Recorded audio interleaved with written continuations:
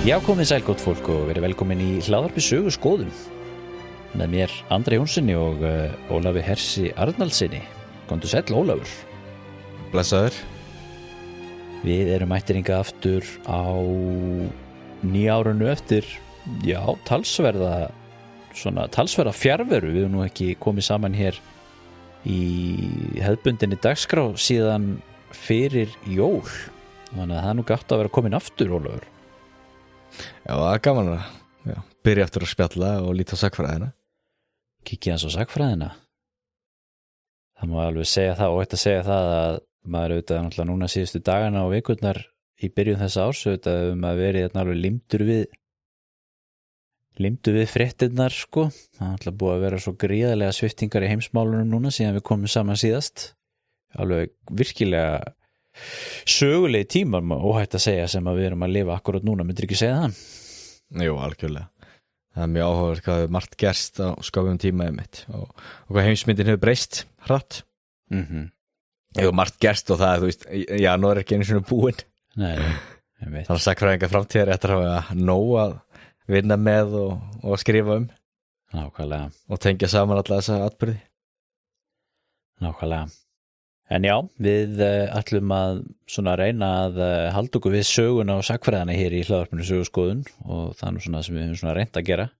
Þannig að við ætlum að halda okkur við það í dag og í þættinum í dag, þessum fyrsta þætti ársins, þá ætlum við að tala aðeins bandaríska sögu sem að er nú áhugavert því að Bandaríkin eru nú mikið á milli tannana á mönnum akkurat núna í þessum stóru sviptingum í heimsmálunum og kannski ekkert í uppáhaldi allar akkurat núna þess að dagana. Nei. Það er mjög viðeigandi núna að líta þess á Bandaríkin vegna þess að það er áhugavert. Við náttúrulega töluðum það hérna daginn að við höfum náttúrulega fjallað mjög lítið Bandaríkin. Já. Ég held að við höfum í raun verið ekkert fjallað Bandaríkin sjálf. Nei. Við höfum talað aðeins þetta nýlendu stefnu í Norður-Ameríku og alltaf fyrst og fremst stríð þá Englendinga og Frakka og eitthvað slíkt. Einmitt. En bandaríska sögu höfum við mjög lítið talað um. Alveg rétt. Og þá get ég nefnt það líka að Bandaríkin verða 250 ára í sumar, 4. júlí. Einmitt. Já. Þannig að þá er líka við að tala sögu Bandaríkjana. Þú varst nú að segja við minn daginn að það væri nú kannski ástæður fyrir að Trump vildi næla sér í stóru eyjuna, grænu. Einmitt. Geta gefið bandarísku þjóðinni þetta í afmælisgjöf. Big block of ice. Já. Einmitt. Að því það er verið að reisa held í stórt minnismerki í Washington. Þá ég held að ég reisa eitthvað svona sigurboga og það verða mikil hátíðarhöld 4. júlí. Þannig að fólk getur látið sér hlakka til. Það var einhverjur að segja að því nú þetta hefur verið svolítið verið að tala um að eins og þú veist að sniðganga eins og heimsmeistaramótið og svona í fótbolta og eitthvað. Já. Eða þetta búið að róast að svolítið núna þessi grænlandskrísa sem er búin að vera núna þegar þessi þáttur er tekin upp það er aðeins byrjað að róast en einhverju voru að segja að kannski eftir breski kóngurinn ekki að mæta í þetta 250 ára afmæli sérstaklega ekki að Trump heldur eitthvað áfram að ógna Kanada því hann er alltaf konungur Kanada Jú. Það er þetta svolítið þetta hluti að þessari sögu þetta Bandaríkin og Kanada og breski kóngurinn þetta eru allt aðilar sem að tengjast þessum atburðum á 18. öldinni þegar Bandaríkin eru til. Já. Og Trump einmitt hélt ræðu núna í þessari viku sem að margir sáu þar sem að hann fór á kostum. Þar sagði hann einmitt þetta að Kanada er bara til út á Bandaríkjunum og þeir ættu að passa sig hvað er að segja og eitthvað svona. Já. En Kanada er svolítið merkilegt land ef maður spáir í því svona í tengslu við Bandaríkin og hvernig Bandaríkin eru til og þú veist hvernig Kanada er í rauninni mjög svo. Svona þessi hluti af bresku Ameríku sem að gerði ekki uppreisn og þess vegna ertu með Kanada í rauninni ef maður ætlar að taka mjög einfalda skýringu og svo þetta tengist inn í þetta svona gríðarlega sögulegar fyrirsagnir sem maður er að sjá núna sem þú myndir ekki dreymum að sjá eins og til dæmis það að Kanada væri að búa til varnarplön fyrir bandarískri innrás sem var eitthvað fyrirsögn sem ég sá daginn. Já. Þú veist að þeir voru að dusta ríkið af 100 ára gömlum plönum sem að sko fyrir 100 árum voru orðin, þú veist, 100 ára úrelt liggu við verjast bandarískri innrás og svo framvegis sko. En það má alveg skjóta inn líka að það er alveg rétt hjá þér þetta að Kanada gerðu ekki uppreist í frelsisstríðinu og eftir að Bandaríkin unnu það stríða náttúrulega flúði dálítið af konungsinum til Kanada.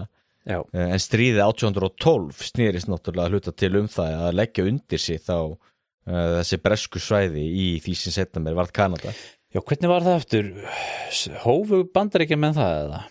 Já, Bandaríkjamenn hófu það stríð.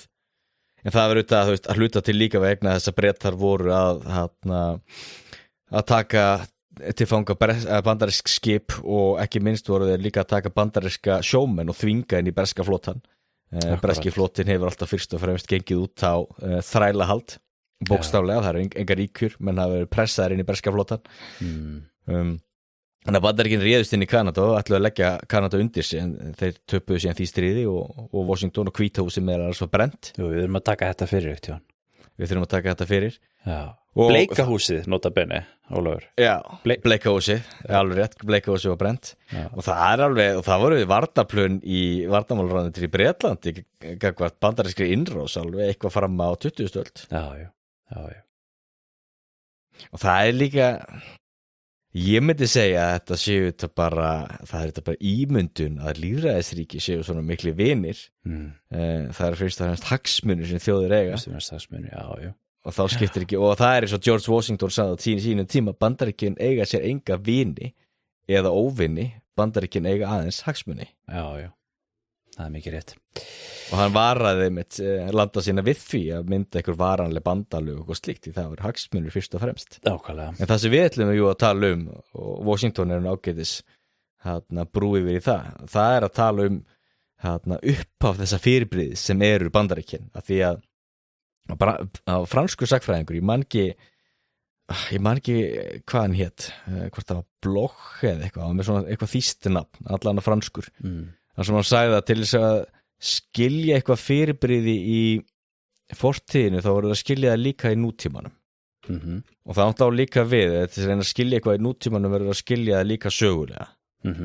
Og til þess að reyna að skilja Bandaríkin og af hverju Bandaríkin haga sem svo Bandaríkin gera í dag, þá verðum maður að hafa einhvern skilning á upphafi Bandaríkjanna og svona rótum Bandaríkjanna, því að bandarískt samfélag náttúrulega er allt annað en evrópskt samfélag og það er mikill munur auðvitað á Bandaríkjunum og Evrópu og við sjáum það alltaf meir og kannski sérstaklega núna á þessum tímum. Og þetta eru þá alltaf gamla rætur og rætur sem liggja, auðvitað þá fyrst og fremst kannski í 17. öldinni og aðstæðum í Bretlandi og Bretlandseyjum. Nefnitt. Þannig að sem að, í stuttumálið sem við ætlum að tala er þá einmitt, þú veist, þessar bresku rætur Bandaríkjanna á 17. öld sem útskýri þá hluta til af hverju Bandaríkin eru eins og er í dag. Góða punktur. Þannig við eins og þú, bara svo ég aðeins kommenti á þess að þú sagðir áðan og við höfum ekki talað mikið Ameríku í hlaðvarpinu, það er vissulega rétt og þegar ég hugsa það þá hefur við fyrst og fremst fjallað evrópska sögu í hlaðvarpinu. Við höfum auðvitað stundum verið að kvart yfir við svo eurocentrískir og þá höfum við gert eitthvað svona tiltak til að tala Evrópu eða Asíu Afríku eða Asíu en við höfum alveg haft furðulega lítinn áhuga á Bandaríkjunum og Ameríku í þessu hlaðvarpi og þannig að við ættum endilega að reyna að gera svolítið í því og síðasti þáttur sem við töluðum þetta þá einmitt vorum við að tala Norður Ameríku en samt auðvitað út frá sjónarhorni bresku og frönsku nýlenduríkjana þar auðvitað. Þannig að það hefði þetta verið lógist fyrir okkur að fara beint í frelsistríði en áður við gerum það sem verður kannski einhver þáttur seinna og líka lengi verið á dagskrá hjá okkur að taka borgarastyrjöldina fyrir í Bandaríkjunum. Algjörlega. Að þá ætlum við að tala svona hvernig Bandaríkin urðu til, það er að segja hvaða fólk þetta var. Og þá varst þú að lesa áhugaverðan litteratúr jólin. Já, og þetta málefni hangir líka saman við það, því þetta útskýrir líka að hluta til borgarastríðið og fyrir það frelsisstríðið, en þetta útskýrir sérstaklega borgarastríðið, því það er sem sagt bók sem heitir Albion's Seed, sem er mjög áhugaverð bók, skrifuð af hvað heitir hann aftur? Hann heitir David Hackett Fischer. Já, einmitt. Þar sem að hann 1989. Já, og hún, þessi bók sem þetta er hluti af stærra verki sem hefur eiginlega það sem rauðan þráð að fjalla frelsishugmyndir í Bandaríkjunum. Og það sem hann til dæmis þá auðvitað vísa til í Albion's Seed þetta er náttúrulega, þú veist, afkvæmi Albion sem er náttúrulega Bretland, stóra Bretlandseyjar. Og hann skiptir þessu landnámi í 4 hópa. Það er sett 4 hópar frá Bretlandseyjum sem nema Bandaríkin. Eða nema þá það landsvæði í Norður-Ameríku sem varð síðan að Bandaríkjunum.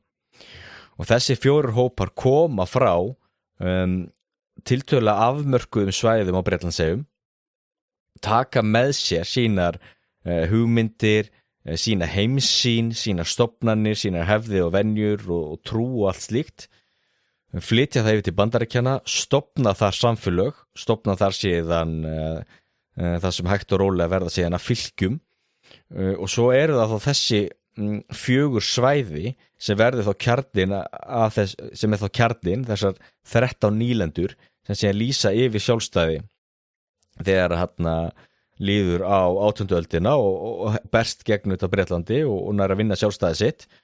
Og svo er þessi togstreita alltaf í bandarísku samfélagi og milli þessara flokka og þessara hópa, og svo togstreita lifir enn þann dag í dag.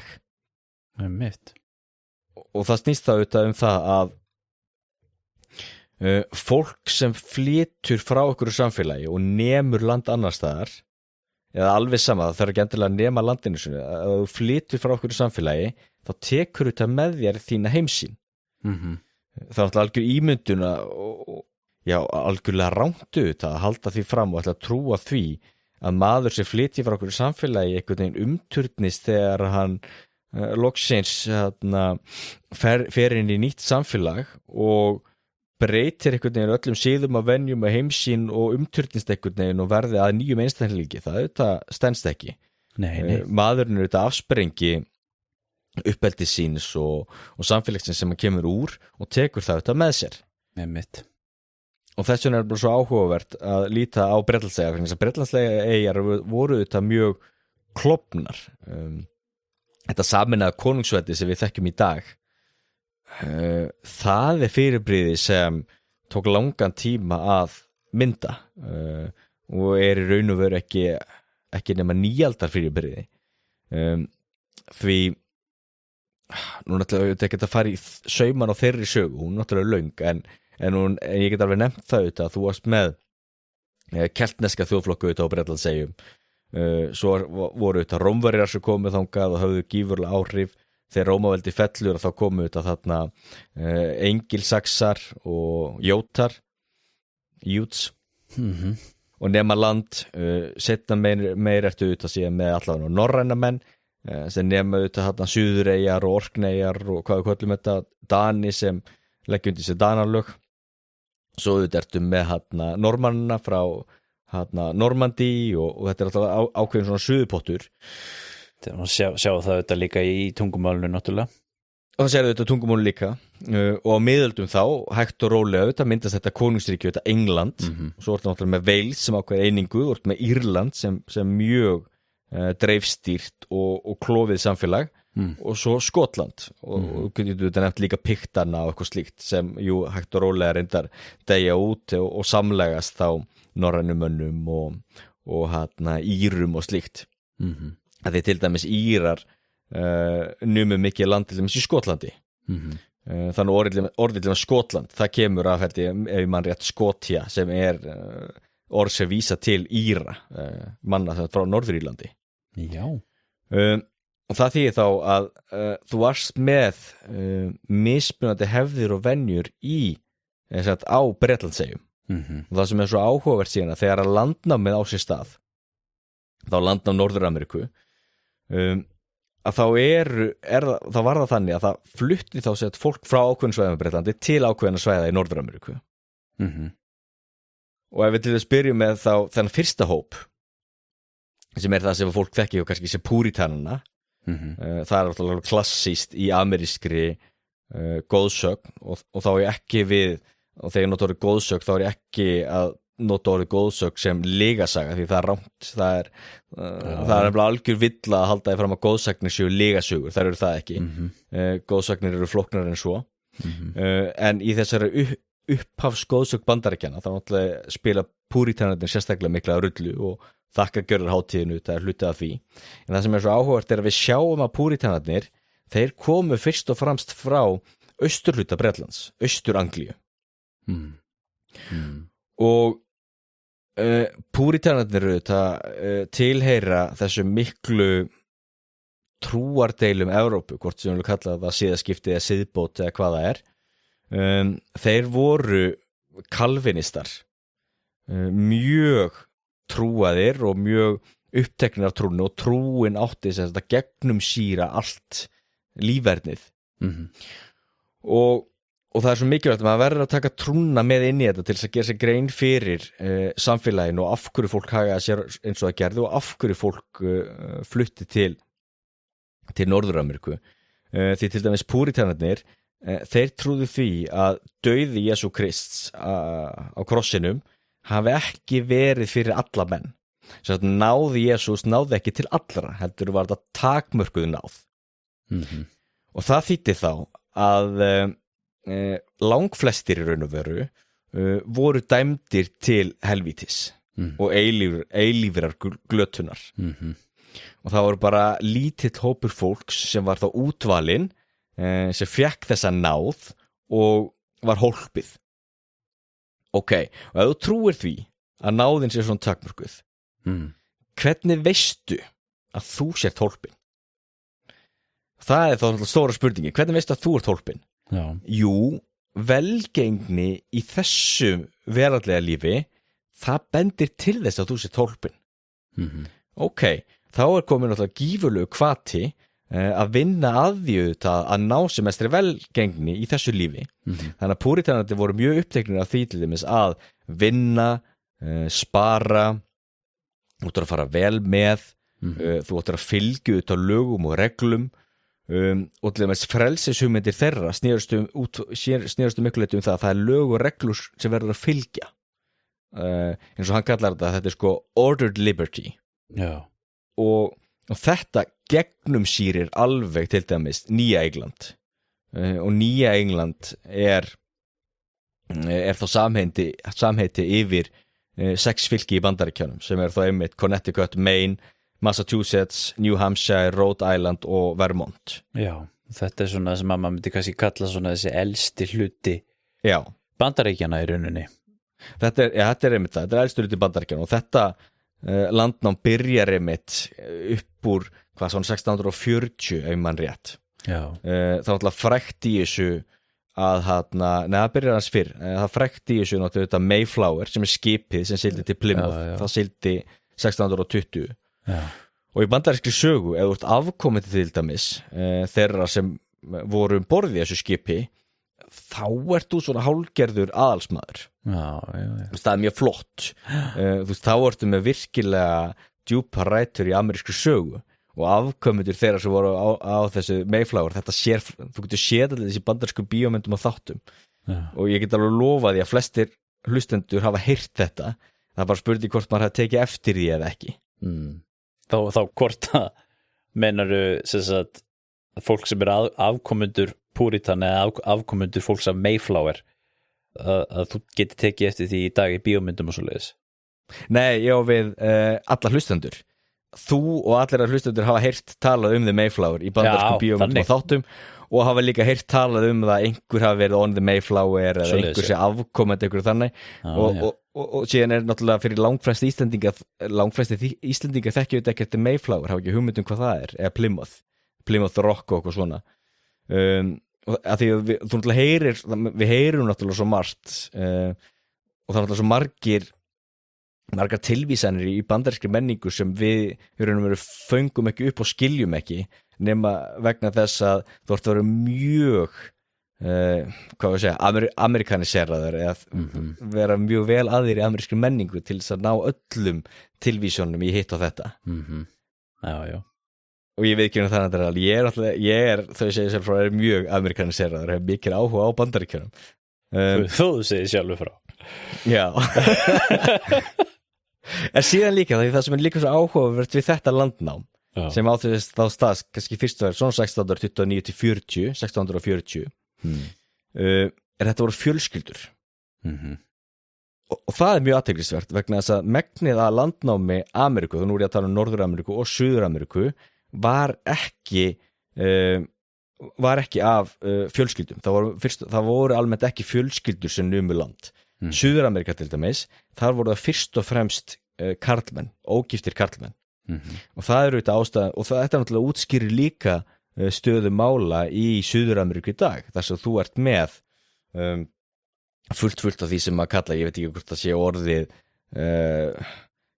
hvað að segja neikvætt hugtæk að tala það í dag en allan mestizos eða mestizo sem þá þetta blandaða fólk sem þú ert bæði indjóni og Evrópumaður afkomandi slíks að því auðvitað þar sem ógiftir karlmenn fara þá giftast þeir auðvitað þeim konu sem eru á svæðinu já það er náttúrulega alltaf verið þannig mannkinn sögunni Jú en þetta einkenndi ekki landnámið þarna í Nýja Englandi Nei, því það ertu með fjölskyldur Já, og síðan ertu ekki með hvaða fjölskyldur sem heldur ertu með millistétta fjölskyldur þannig að þú ertu auðvitað með tiltögulega stöndu og menn sem hafa efni á því að flytja bæði sig, eiginkonu sína og öll börn til Bandaríkjanna til Norður-Ameríku og þá er spurningin til þess hvað keyrir slíkar mann eða slíka fjölskyldu áfram jú það eru auðvitað trúin og það hangir þá þetta líka saman við það að kalvinismin við getum alveg orðað sem svo að kalvinismin hafi tapað gegn anglikansku kirkjunni í Bretlandi og þetta er náttúrulega miklu róstutímar á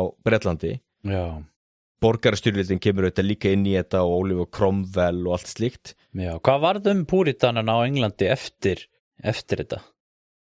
Af því þeir, missa völdin og þeir hægt og rólega ég held að maður geta alveg sagt svona nokkurn veginn deyja út og missa ítök sína því að púritanar náðu völdum í Bretland á sínum tíma, eða Englandi og púritanar voru náttúrulega mjög öfgafullir þú veist, það var þú ættir ekki að dansa og þeir bönnuðu jólin til dæmis jólin voru bönnuð í Bandaríkjunum til dæmis á tímabili og allt, þú veist, það þess sem við talaðum eitthvað sé mjög púritanst þú veist, þú áttu þetta ekki, þú ætti að fara vel með mitt og svo það þetta alltaf hlutið á þessu líka ef þú ferð alltaf vel með og vinnur mikið og ert duglegur þá alltaf verður auður hver sem ekki þú gert það eins og Jóakim þú eyðir minna en þú þénar nákvæmlega þá verður auður og þú sér þetta líka í til dæmis púritanir var mjög uppteknir af tíma og þú sér það í til dæmis dagbókum fólks brefaskrifum að þeir voru alltaf uppteknir að þú ætti að vera að spara tíman vinna inn tíma og mjög uppteknir og öllu svona þú ætti ekki að sóa tíma Time is money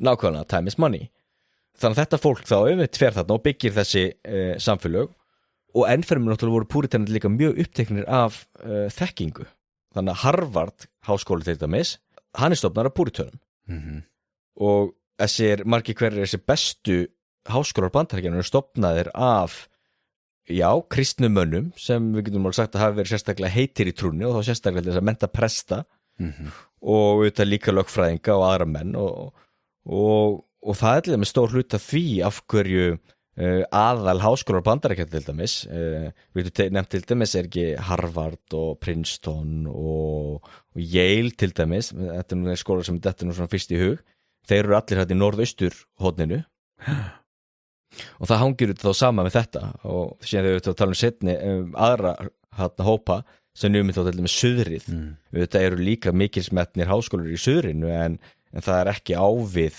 Nýja England En þessir hópar þetta er náttúrulega þá kannski að uppistöðunni púritanar en þetta verið líka annað fólk sem hefur verið að flytja inn auðvitað en kannski svona meiri hluta til púritanar og svo líka þó hafi verið aðeins annað fólk að þá skipti það ekki máli því það voru púritanar sem stýrðu þessum samfélögum Því það líka mikilvægt að hafa í huga að það getur vel verið einhver sem meirhluti í ykkur samfélagi en það náttúrulega þýðir ekkert endilega að það sé meirhlutin sem hafi völdin. Nei. Og púritanar náttúrulega gerðu það líka með vilja og hluta því okkur púritanar voru að flytja til Norður-Ameríku var auðvitað staðan í Bretlandi þar sem að púritanar missa síðan pólitísku völd sín og þá flýja þeir Bretland, margir hverjir, til þess að stofna samfélag í Ameríku þar sem þeir gátu lifað eins og þeir vildu. Jú. Þetta ekki líka þessi uppruna mýta með þetta, þú veist að eða svona uppruna saga þetta sem alltaf talaði með Bandaríkin þetta, þú veist að þú færð alltaf alls konar trúarhópa og svona því að þá geta þau fengið að vera í friði þetta frá ofsóknum. Einmitt. Og það er þetta byggist síðan inn í þetta svona þjóðarsál Bandaríkina að vera sko frjáls frá tyranní þetta. Já, algjörlega. Og það kemur líka það sem fólk ég get lofa líka að hlustendur hafa heyrt það The City on the Hill. Já. Það tilvísun í þetta sko að Bandaríkin að þarna á að byggja fyrirmyndar samfélag blómstrandi samfélag sem fyrst og fremst byggt á biblíunni og þar sem allir þekkja sína stöðu í samfélaginu og fylgja reglunum vegna þess að það eru tilgangum með reglunum, þú veist það á að vera lög og reglur og samfélagið stýrt af því og það er að vera sterkar siðareglur og núna örugglega flestir hafa kannski mjög neikvæð ímynd af púritönum en það var margt mjög jákvætt við púritönuna og sérstaklega náttúrulega þú veist þessi yfirgesemi mikil áhersla á fjölskylduna og núna því að janúar getur við nefnt að það eru alltaf púritönar sem miklu liti byggu til jólin og jólin sem fjölskylduhátíð eins og við þekkjum í dag því jólin náttúrulega var engin fjölskylduhátíð áður fyrr þvert á móti enn fremur til þess áhugavert að púritanum var mjög uppteknir af því að hjónaband átt að byggjast á ást og kærleika þannig að púritanum til þess lögðu áherslu á það að ungt fólk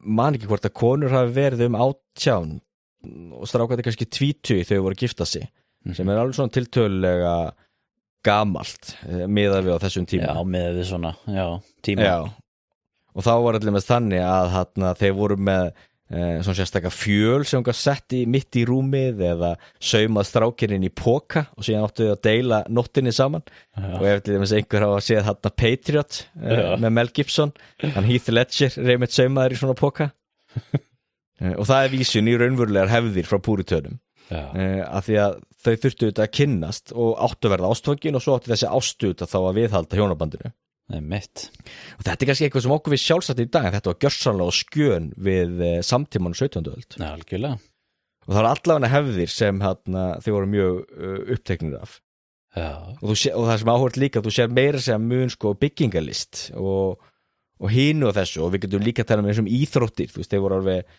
þeir leyfðu alveg íþróttir en það var náttúrulega líka í þeim tilgangi þú veist að byggja upp hvað að segja hraustan líkama eða hrausta sál í hraustum líkama heilbrið sárli hraustum líkama og stjórnmálinu þau eru náttúrulega lituð þetta af öllum þessu siðabóðskap og þessu er allir með ekki tilvíljun í dag þó ég fari núna aðeins svona hliðarspor þetta er náttúrulega fyrst og fremst demokratar í Bandaríkjunum í dag það er þetta ríkisvaldið það er samfélagið á að koma saman það áttu að vera sammála lög og reglur frelsið byggist á því og til dæmis það er líka annað hliðarspor setna í sögu Bandaríkjanna þá náttúrulega urðu til dæmis þessar nýlendur undir gagnvart Suðurríkjunum en það var óhugsandi fyrir þessi fylki að lýsa yfir sjálfstæði og kljúfa sig út úr Bandaríkjunum vegna þess að þú ert með þetta ordered liberty þú ert með, nei þetta er ramminn, þú verður að fylgja rammanum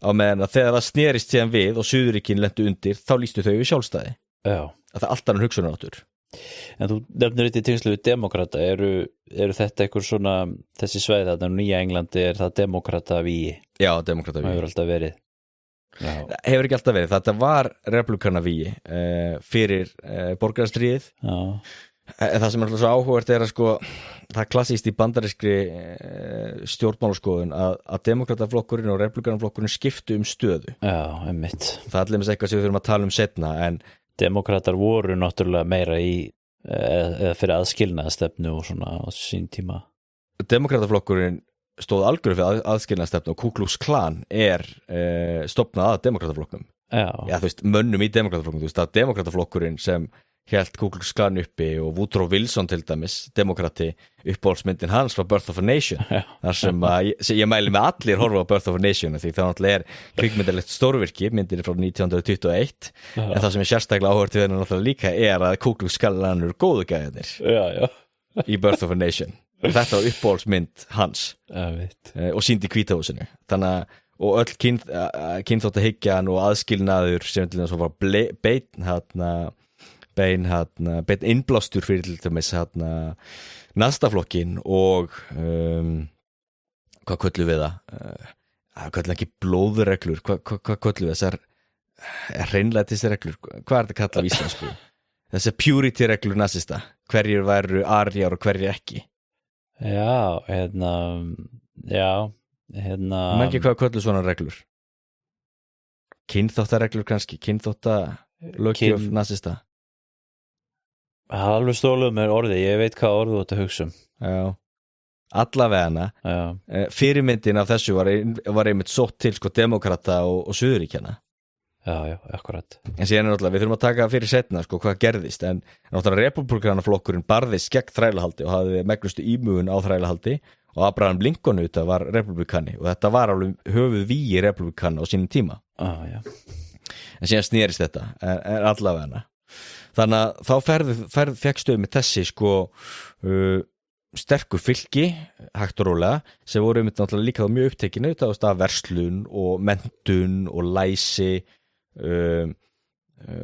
mjög upptekinu af fjölskyldunni mjög góð fjölskyldugildi og það til dæmis heldur ekki tilviljun að það var fullt af fólki sem kom frá þessum hluta Bandaríkjanna sem barðist gegn þrælahaldi setna meir og barðist fyrir til dæmis læsi og menntun almennt svo heilmikið af fólki frá Nýja Englandi hélt síðan til Suðuríkjanna til þess að kenna fólki að lesa þar því læsi var ekki mikil smetið þar og þetta sem sagt einn af þessum grundvallarhópum sem stofnuðu Bandaríkin og þessi hópur þó að þetta sé lítið svæði í dag Nýja England að þá sérðu líka að eftir því sem landnámi síðan byrjar og Bandaríkin sækja meira og meira vestur þá fylgja nýlendurnar sem koma þá eftir á þessu það er alltaf fólki sem þá að nema land frá Nýja Englandi þú veist það er sama fólkið þannig séð það er sama heimsýnin sem nemur til dæmis þá Minnesota og Oklahoma einmitt í vesturátt þannig að þess er ekki tilvíðin þess að þú tekið alveg frá Washington fylki það er demokratavíi Kalifornía þar líka aðri hlutir sem koma líka inn í þetta sem flækja þetta en eins með Suðuríkin sem alltaf sér fyrirbyrði líka Florida til dæmis eða Karolínu tvær og Texas, það hangir þetta saman Arkansas með þetta landnáman í Bandaríkjónum þú veist, hvenar byrjar þetta nákvæmlega og hvar byrjar er landnámið í Nýja Englandi þú talaður snemma á 17. öld sem það fer auðvitað fyrst í gang svona að kemst á skrið það er fyrsti staðunum sem menn að nema land í Norður-Ameríku ég held ekki, það er ekki fyrsti en á þessu svæði þá er Mayflower og Plymouth og hérna var ekki Jamestown sem stofna við fórum aðeins yfir þetta að það eru tölum þetta síðast það er svo þetta sunna við þarna ertu með New York og Pennsylvania og en allt þetta nefnilega kemur líka þátt í setna því þetta er fyrsti hópurinn sem kemur þarna upp úr 1620 og að því að það er alltaf líka mikilvægt að hafa það í huga að landnám að nema svona land er hryllilega erfitt þú veist ekkert nákvæmlega hverja aðstæður eru þú verður að læra síðan á það þú veist hvað plöntur getur plantað hvað dýr ertu með sem getur borðað eða ekki náttúrulega hryllilega fjöldi fólk sem dó þú veist ekki hvað sjúkdómar eru þarna þannig mikið af fyrstu tilraunum til þess að nema land mistókst eins og í Ísrael líka nákvæmlega eins í Ísrael já svo náttúrulega líka spurning hversu fjandsamlegi voru indíánarnir og ekki og hversu margir voru þeir en til dæmis hluta því af hverju það tókst að nema svona land í Norður-Ameríku var vegna þess að landið var hálf tómt og það var ekki vegna þess að það var búið að drepa indjána með skilvirkum hætti yfir lengri tíma heldur vegna þess að það voru mikið færri sem byggi í Norður-Ameríku en byggi í Suður-Ameríku. Já, voru þeir ekki líka bara svo fáir? Það er nefnilega, þeir voru svo fáir og af hverju voru svona fáir? Jú, vegna þess að allt upp að 90% voru búin að deyja úr gamla heimssjúkdómum. Já. Bólusótt til dæmis var ekki til í Ameríku þegar að Evrópumenn koma. Einmitt. Og bólusótt fór bara eins og eldur í sinu. En heldur þeir hafa ekki verið fáir líka bara, þú veist, til að byrja með? Jú, líka til að byrja með. Og það þýðir þá náttúrulega að þegar að Evrópumenn byrja að nema, þá náttúrulega er ennþá færra fólk en ella. Einmitt. Á meðan þessi Suður-Ameríku, þó að hafa verið svo margir sem dóu þar, og það voru svo margir sem byggu þar, og þess vegna það hlutaði af hverju landnámið var ekki jafn mikið, og af hverju það var svo mikið blöndun, og af hverju með Suður-Ameríka er allt öðru sem Norður-Ameríka. Einmitt. Svo er það seinni hópurinn. Og það er nefnilega það sem er svo áhugavert. Það séð náttúrulega það seinni hópurinn, og það er það sem hann kallar þá með svona Southern Cavaliers. Og þetta þá menn sem komur sko frá Suður-Englandi. Og þetta fyrst og fremst aðalsmenn. Já. Því þetta sko aðalsmenn frá Englandi og þeir fluttu til Virginíu og stofnuðu Virginíu. Og það er þeir sem stofna Jamestown. Það er á svipuðum tíma. 1624 þá varði Virginia að konunglegri nýlendu. Já. Og ég man ekki hvað hann hét, það nú dotti alveg úr mér hver hann sem var settur yfir. Ég ætti nú kannski að googla það snögt. Vegna þess að hann vann statt og stöðugt að því að fá aðalsmenn til Virginíu. Já. Jamestown er stofnað 1608. Ég finn þetta ekki hérna þegar ég googla. Það skiptir ekki öllum máli, en allavega þess að sem hann settur sér þarna yfir var ensku aðalsmaður sem vann einmitt mikið að þeim að fá aðra enska aðalsmenn til sín. Þannig að hann byggði upp og þá byggt upp í Virginíu allt annað kerfi en í Nýja Englandi. Og þar til dæmis var byggt upp við getum kallað allir með frelsi þá í gegnum einmitt goggunaröð, valdastiga og heiður. Og þar færðu þessar miklu plantegrur þar sem þú varst með ríka aðalsmenn sem var mjög uppteknir af tengslunum við Bretland og þarna til dæmis flutti mikið af því sem við getum kallað svona fyrstu þrælum Bandaríkjanna eða Norður-Ameríku sem eru ekki svartir þrælar frá Afríku heldur það sem eru án hvað er að kalla þetta indentured servitude á ensku við getum kallað þetta kannski svona vistarbands þrælahald því fólk þá bláfátækt fólk á Bretlandseyjum gæti gert samning þar sem að það flutti þá til dæmis Virginíu og það var þá einhver sem borgaði út af þann kostnað en í staðin fyrir það þá þurftur að vinna 10 ár eða 20 ár í vistabandi þetta bara þrældómur og eftir þann tíma þá fækstu frelsið þitt og skuggaliðin sérstaklega á þessu var auðvitað svo að herran sem þú vannst hjá hafði náttúrulega engan hag af því að hugsa vel því þennan takmarkaða tíma sem hann hafði því þannig að hagsmunir eigandans voru auðvitað fyrst og fremst þeir að ná út úr viðkomandi sem mikla vinnu og hægt var þannig að þetta voru oft mjög illa farið með þetta fólk og svo þegar að tíma búin þá voru bara kastað á dyr á meðan að nú er ekki að verja þrælahaldu þetta en þegar við hefum að tala setna það að í Suðuríkjónum þá voru alveg mikilvægur hugmyndi þess efnis að þú ættir að fara vel með þrælarna þína Nefnitt og það er þetta framhætti fyrir okkur að hugsa til þess en það er þetta sama með þrælinn þinn og eins og með hestinn þinn eða uksan þinn þér er náttúrulega ekki í hag að brjóta niður hestinn og slíta hann út og svo deyr hann Nei, þér er ekkert í hag að það er litið niður á dýran í þú svona Einmitt En þarna fekstu sér þetta allt annað samfélag en síðan auðvitað hægt og rólega þá líka byggðist upp þrælahald í Virginíu plantekrur, til dæmis mikið að tóbaki sem var framleitt þarna og það var líka hægt og rólega þrælahald sem byggðist þá einmitt á svörtum þrælum en það sem er mjög svo áhvert við þetta líka er að þarna kemur líka náttúran inn í þetta því landslagið í Nýja Englandi það er mjög voru mjög kaldir vetur þannig að sjúkdómar minna sjúkdóma, minna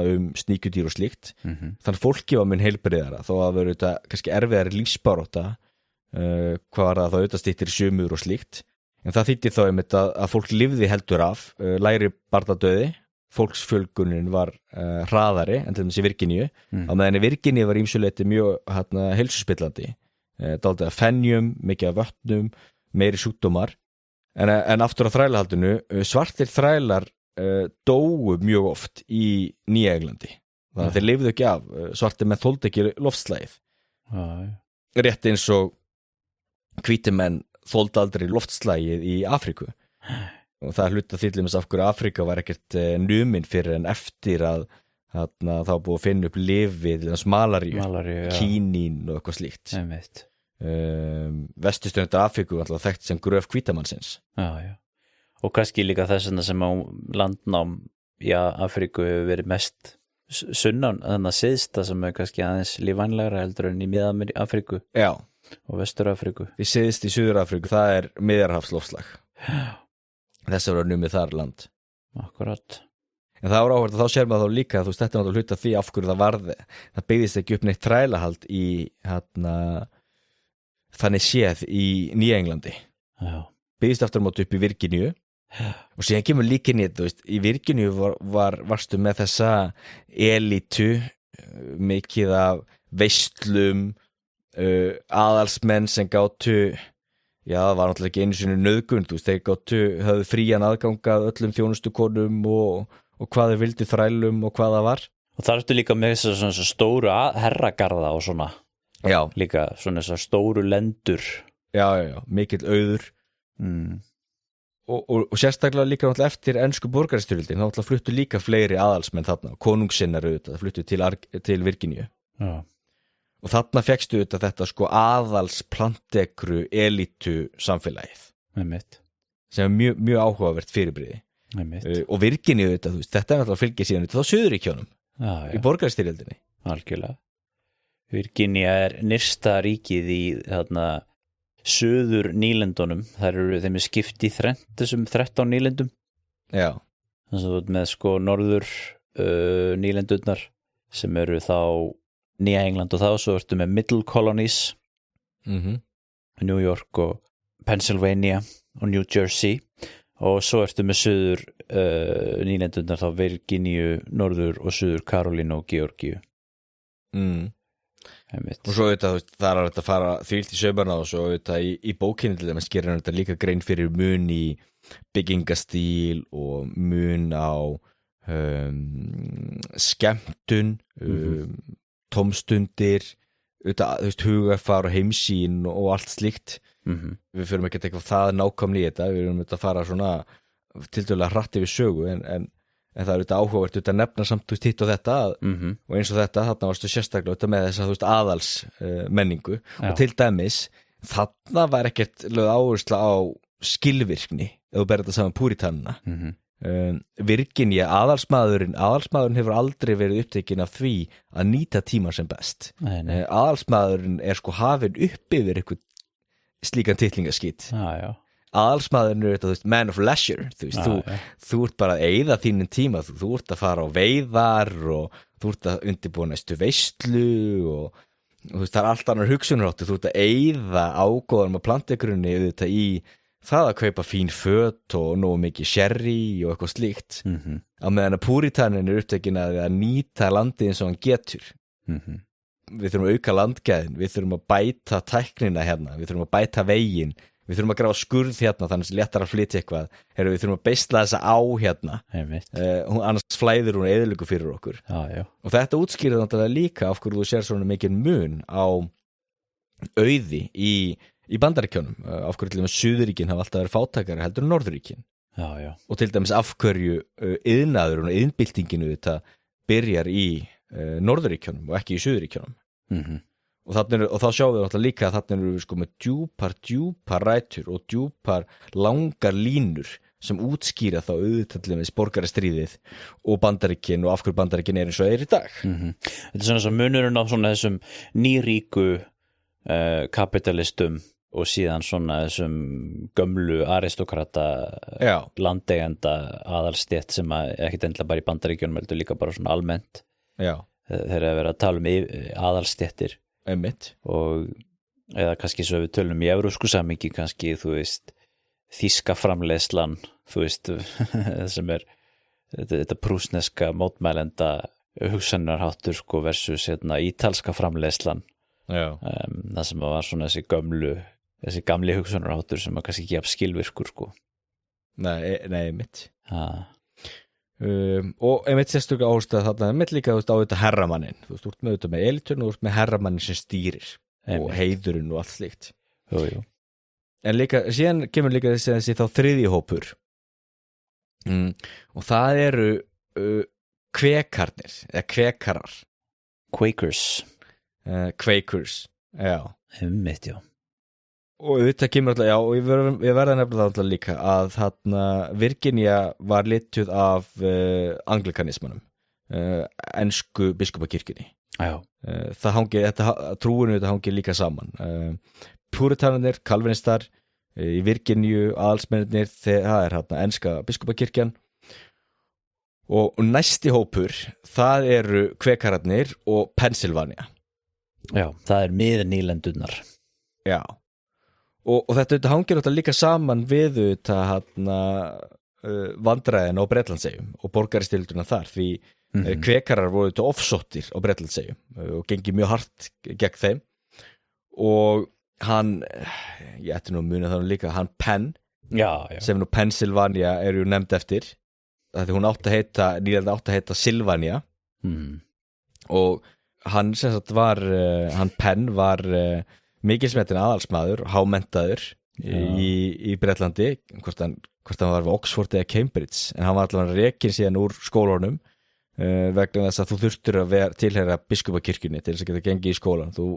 varst að fara í messur og slíkt og hann gæti ekki gert það hafði líka bakgrunn úr hernum en allavega þannig að hann hafði líka tengst við krúnuna og þannig að konungur Englands skrifaði sjálfur framan við Sylvaníu Penn til þá einmitt heiðurs þessum Penn það kemur náttúrulega Pennsylvania já og þetta í raun og veru svo nýlenda sem var kannski stofnuð mest af yfirlögðu ráði því þetta, hún átti að vera alltaf griðastaður fyrir kvekara já.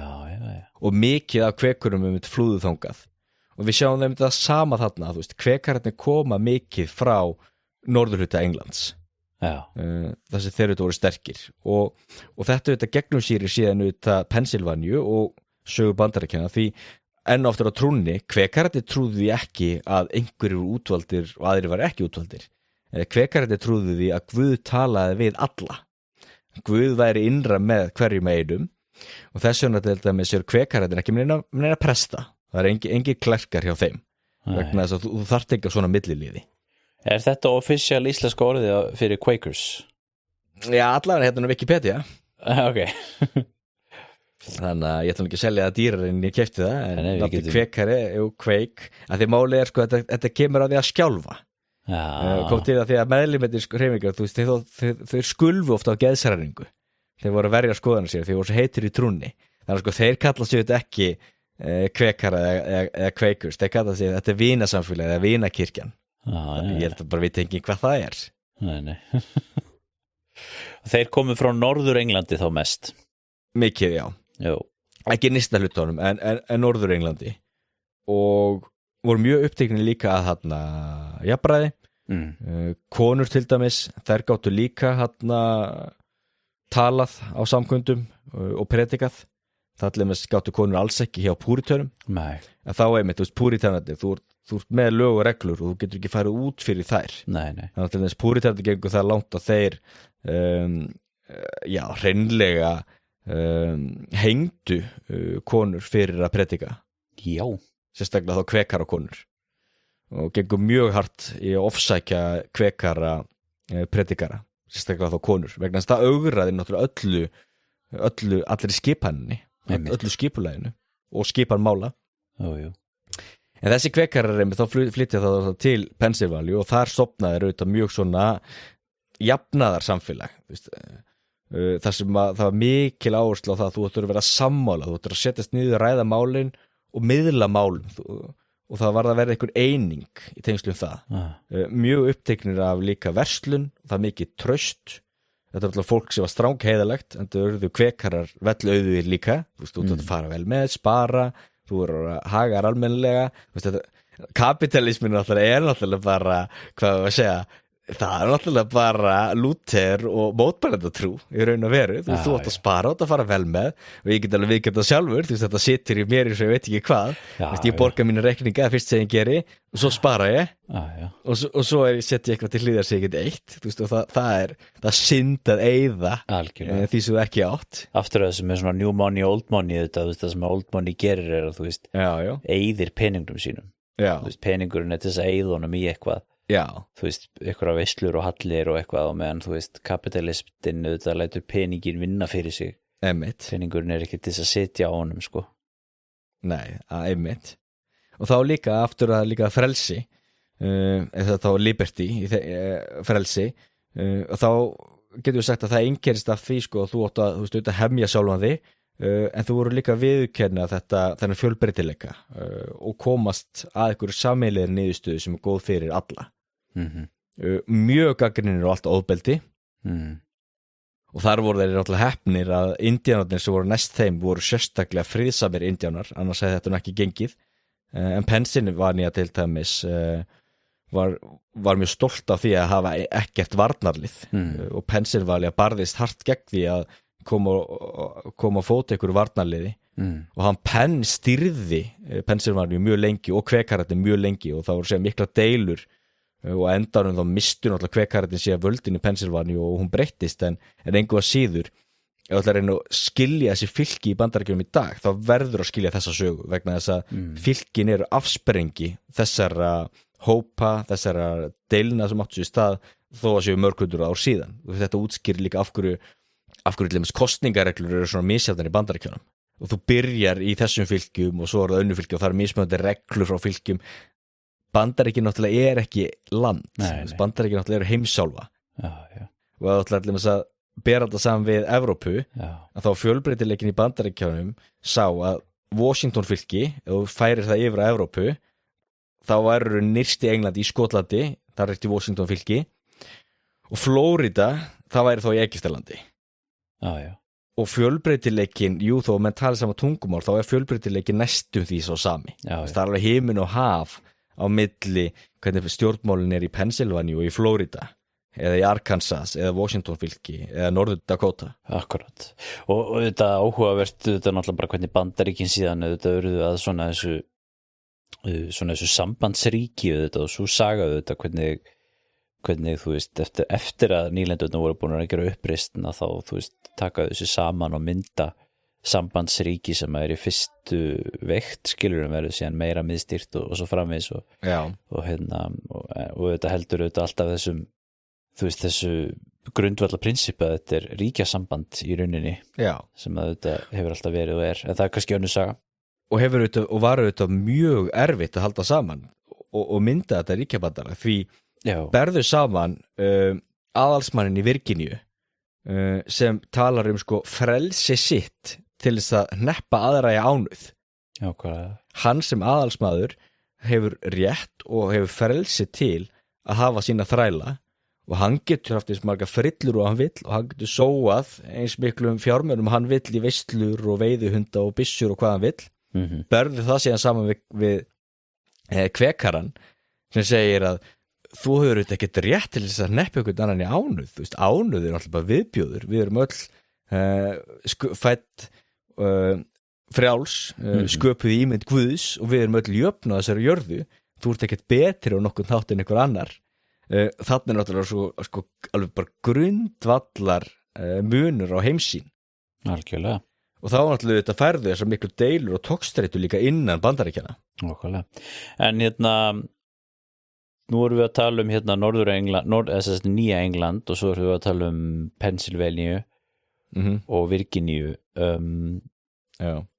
New York þetta svolítið sérstök saga, var náttúrulega New Amsterdam tímabili og hann sérstök saga, en síðan ertu þetta með Karolínurnar og Georgíu sem alveg síðst. Jöp. Hvernig koma þær inn í þetta? Það er fjórði hópurinn. Og fjórði hópurinn, það eru þessi landamæra svæði Bretlandseyja. Já. Sumir hafa viljað kalla þetta keltneska hópinn, eða þennan keltneska jaðar. Ég held það líka fyrst, ég held að það sé rangt. Ég held að snúist ekki um það að þetta hafi verið keltar og eitthvað keltnesk menning. Ég held að sé alveg rétt sem hann Fischer heldur fram að þetta séu landamærasvæði, og þá þurfum við líka aftur að gera eitthvað grein fyrir því hver staða mála var á Bretlandseyjum, því England og Skotland höfðu verið náttúrulega í styrjöldum og háð styrjaldir gegn hvor öðrum í 100 ára. Fyrir ekki, þegar þú segir hefðbundna skýringin að þetta séu keltneski jaðarinn, ertu þá að meina Írar og Skotar? Já, og Velsbúar og Cornwall og einhvern veginn svona, þetta er þessi gelísku. Já, þetta er hefðbundin söguskoðun. Nei, það hefur vinsað, sumir hafa haldið í fram og ég hef rekist á það hugmynd. En það sem að Fischer bendir á er þessi gelísku áhrif, einhverju tölu en þá gelísku, en það var samt mikið dáið út og menn farnir að tala ensku frekar, og hvað hafa mögulega til að einhverjum gelískum þjóðsögum og eitthvað slíkt í norðurhluta Englands, eða þetta landamæri Skotlands og Englands. Hann er mjög skeptískur á það. Okay. Hann heldur í fram að þetta sé fyrst og fremst landamæra samfélög. Og hvað áttu þá með því? Frontier? Já.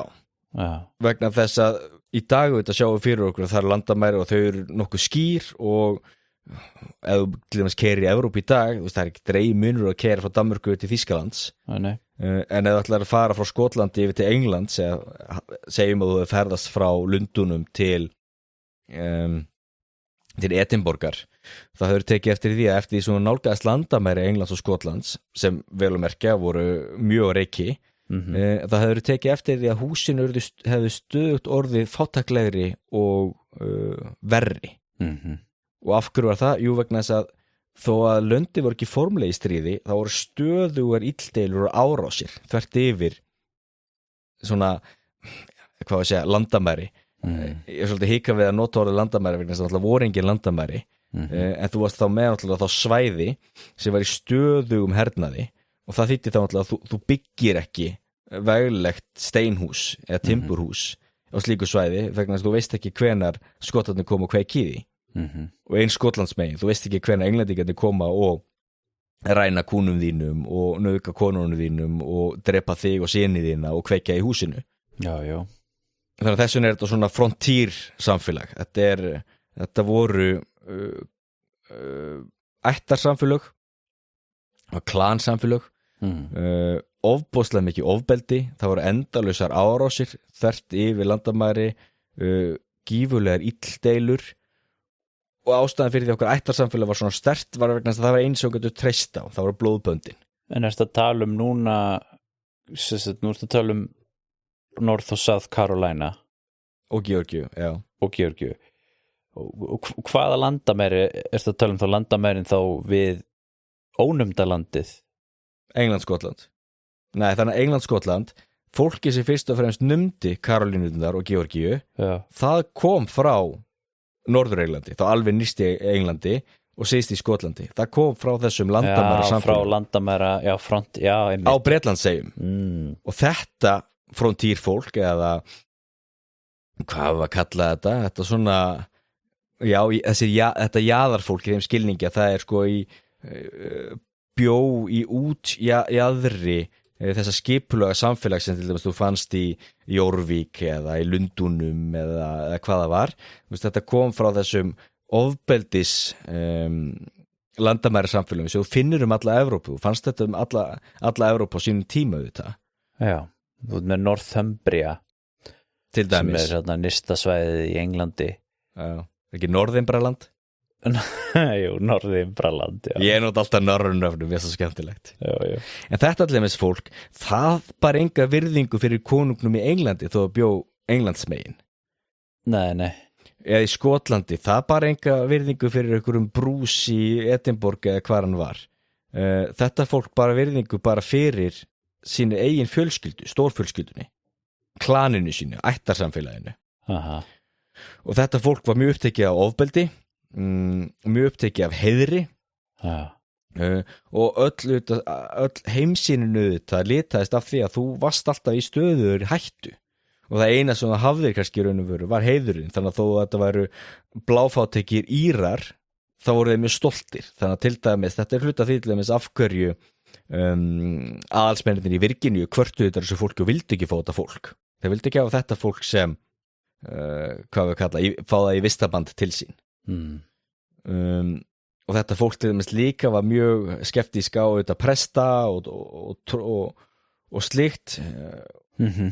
Mótuðu öllu svona sem við kallaði ríkisvaldi, mjög upptekið af eigin vörnum og þá sérðu þetta allir með stað því að þegar þetta fólk byrjar að nema Karolínurnar og Georgíu, þegar Púritaninn nam land í Nýja-Englandi, þá ruddi hann alveg landið. Púritaninn felldi öll trén og gróf upp ræturnar á trjánum og gerði almennilegan akur. Já, gerði almennilega. Þetta fólk felldi eitthvað á trjám og plantaði síðan á milli. Eða fyrst og fremst nefndi þetta fólk ekki fella trén og rækta jörðina og var mikið frekar með svín til dæmis. Og var með stóra hjarðir af svínum og borðaði fyrst og fremst svínakjöt. Það er stór hluti því af hverju svínakjöt er svona vinsælt í Suðurríkjunum, í allan að barbecue.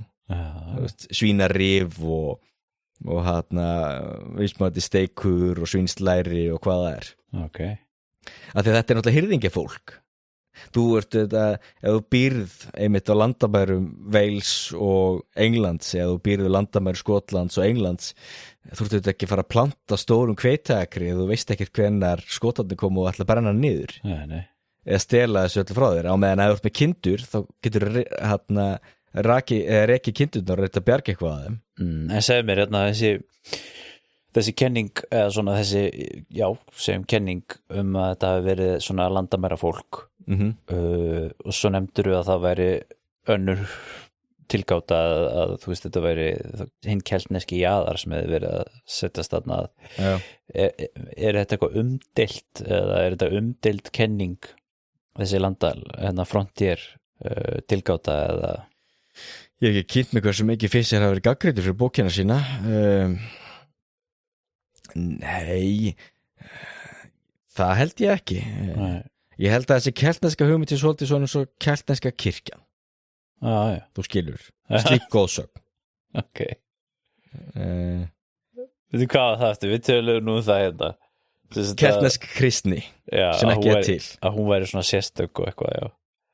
Já, sem hefur verið vinsælt og er alveg haldið á lofti, en er ekki til. Að því að þetta hluta til passar þessi keltneski jaðar við þessi landamærasamfélög, en ef þú fer að skoða heimildirnar og skoða þetta fólk, þá sérðu til dæmis að sérstaklega notur landamæri Skotlands og Englands, þetta fólk talaði ekkert gelísku. Nei.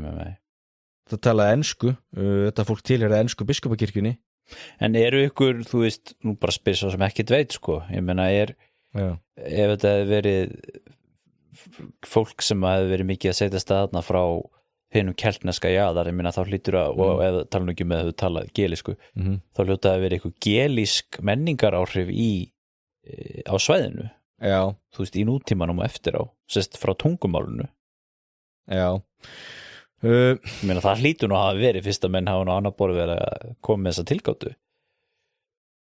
Já, gelísk áhrif á tungumálið. Einhver örnefni eða eitthvað, þú veist, í Georgia eða eitthvað? Já, ég man satt ekki neitt svona.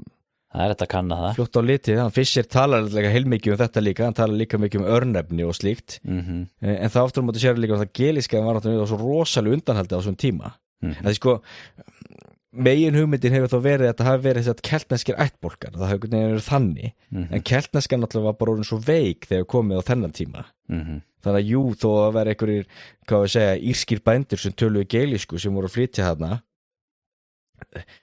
þeirra enginn voru kannski mikið meira litið á því að þeir voru kaþólskir, og mikið meira litið á því að þeir voru kannski að koma úr hvað við segja, svona fragmenteriðu ofbeldis samfélagi, þar sem þú þurftir að vera sjálfstæður og passa upp á eigin hagsmuni, en jú, þetta getur maður kannski fært rök fyrir því að þessi hvað segja, þessi áhersla á ljóð og talað mál og sögur og tónlist og slíkt, það getur mögulega verið að það hafi keltneska rætur, því Suðurríkin hafa alltaf verið mjög upptekin alltaf því, og það heldur ekki tilviljun þessu en okkur við höfum svona countryið og blues og allar svo tónlistin kemur úr Suðurríkjunum, eða ljóð, til dæmis að ljóðagerð og slíkt sem við líka verið mjög vinsæl í Suðurríkjunum. Já. Því ritmálið var aldrei vinsælt og menntun var ekkert sérstaklega í hávegum höfð. Nei. En það eftir móti þetta landamæra fólk var mjög upptekið af góðri skemmtun og mikil drykkja til dæmis, þú sér líka þetta viskíið þarna. Já. Ég veit. Giftingaaldurinn var mun lægri, það voru oft 16 ára gamlar þegar voru að gifta sig, nokkuð svona frjálsar ástir, en aftur móti ættarsamfélagi setti út á sín takmarkar að þú gast ekki, þú gast ekki sofi hjá okkur konu eða einhver stelpu með henni og batna hana og ekki gifst henni, því að þú gerir það ekki þá varstu að vega að heiðri ættarinnar, þá komu bræður hennar og frændur og öllu líkitum hengduði. Þar að menn þú veist, giftist þau á stelpunni sem voru búin að batna. Jú. Og við sjáum það líka, að því það er áhugavert að það er svo mikið heimildum þetta. Þú sér það alveg í kirkjubókunum, hvenær giftist þau og hvað er langt á milli brúðkaupsins og skírnarinnar. Já. Það segir alveg heilmikið um samfélagið. Og það er alveg fyrst spendileg með sig á það við getum sagt að það var með svo mismunandi giftingatímar. Nú man ég þetta ekki nákvæmlega, en hvort allir með sjá þessu fólki í Suðurríkjunum, hvort þá voru að gifta sig fyrst á vorin, hvort að púritanarnir voru fyrst að gifta sig á haustin. Þar að þú sér, það er allavega svona megin munur á þessu fólki. En keltnesk áhrif, jú, það hlýtur að vera einhver keltnesk áhrif á tungumáli, viskíu, það náttúrulega það. Já. Úskeba held ég að það sé. Og ákvavíti kemur undan því, akvavítæ. Það sé þetta, og viskíut eða úskeba eða hvert sem að bera þetta fram, þetta er vatn lífsins. Jú, aquavitae. Já, og svo náttúrulega þessi náttúrulega ofbeldismenning, og ofbeldismenningin er eitthvað sem litar þetta Bandaríkin enn þann dag í dag, og það verður gera rannsóknir á þessu. Ef þú að labba á götunni og ykkur rekur öxlinu utan í því, hvernig bregstu við því? Já. Suðurríkjamaðurinn er mun líklegri til þess að gera eitthvað í því og lenda í slagsmálum. Já, það. En til dæmis Norðurríkjamaður. Já. Og þú sér það meira að segja í Suðurríkjum, og af því þetta er fólk sem kom úr svo miklu ofbeldissamfélagi, að það var mjög mikið af einvígum til dæmis í Suðurríkjum, alveg langt fram eftir. Já. Og þú varst meira að segja með fyrirbrigði sem ég kalla rough and tumble. Og þá var að segja þannig að þegar menn lentu í illdeilum, og þá gáttu menn sammælst það hvað reglur myndu gilda. Og verst var ef menn voru sammála að það væri rough and tumble, þá voru engar reglur. Áttu við slagsmálin þá? Í slagsmálum. Ok. Og ég er ekki það er margar sögur þetta og margar heimildi fyrir þessu. Að þar endur slagsmálin í því að augu voru krekt úr mönnum og pungur slitinn af og fingur upp í munn og kinnrifin og allan svona. Þú voru meira sem lýsingar sem menn voru letu sig neglurnar á sér vaksa, sérstaklega litla fingri, og böggfingri.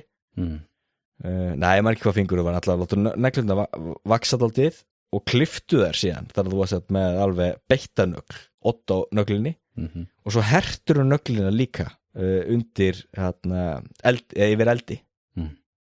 En þá þau varst komið með svona beitta og herta nögl, þá gastu mikið auðveldar að nota hana til þess að krækja auga úr andstæðingnum. Skemmtilegt, en þetta er væntanlega slagsmál. Og þetta er óhugsandi í púritinska samfélaginu. Já, þetta eru slagsmál þá væntanlega án vopna. Án vopna, já. Þannig að það eru þá einhverjar reglur, það mátti ekki allavega hafa með vopn. Já, nei, Rough and Tumble það snýrist það náttúrulega að slástu þetta án vopna, en þú veist þetta líka verið sammála að vera með einvíu og nota hnífa eða einvíu og nota byssur, riffla, skambissu, hvað það var. Mjög mikið einvíum í Suðurríkjunum.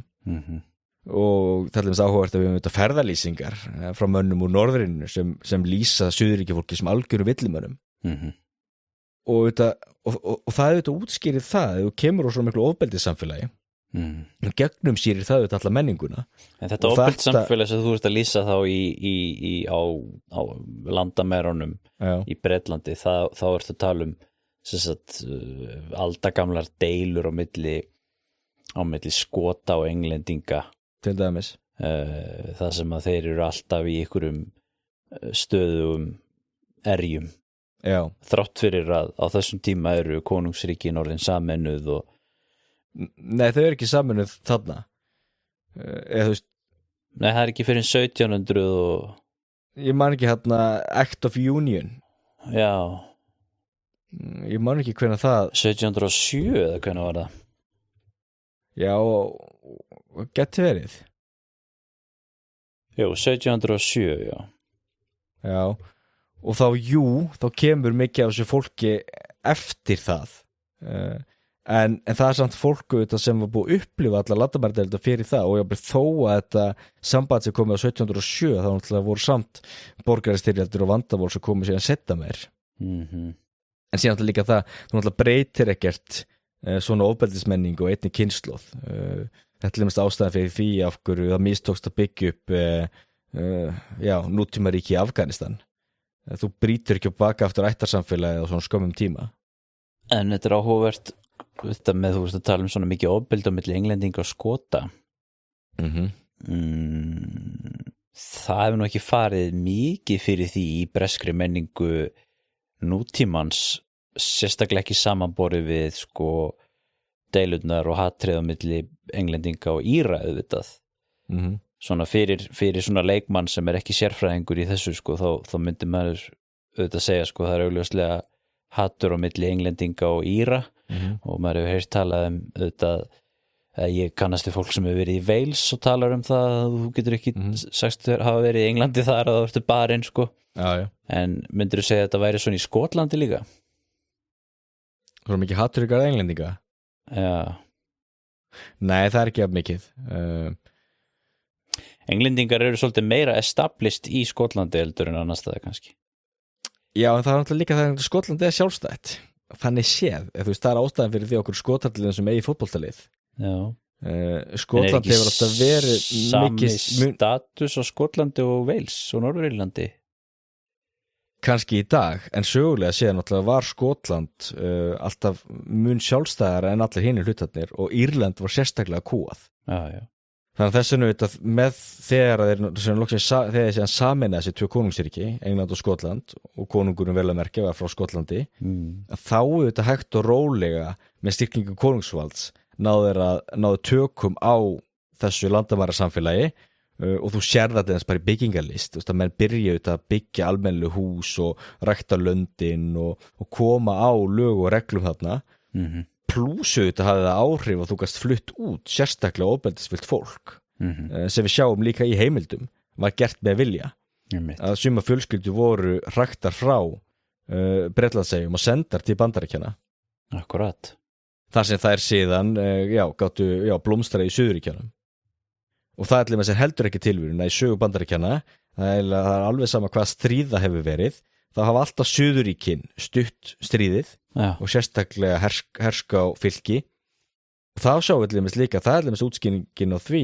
að þegar borgarastríðið brýst út í Bandaríkjunum þá var megnið af hersöðingjörnum úr Suðuríkjunum og meginþorri og megnið af líka svona aðal herskólum Bandaríkjunum líka í Suðuríkjunum og það er þessi hernaðarmenning, ofbeldismenning og þessa ofbeldismenningu tóku síðan auðvitað svartir síðan upp svörtu þrælarnir Getum við séð þessa ofbeldismenningu koma fram í brútal þrælahaldi sem var í Suðuríkjunum líka?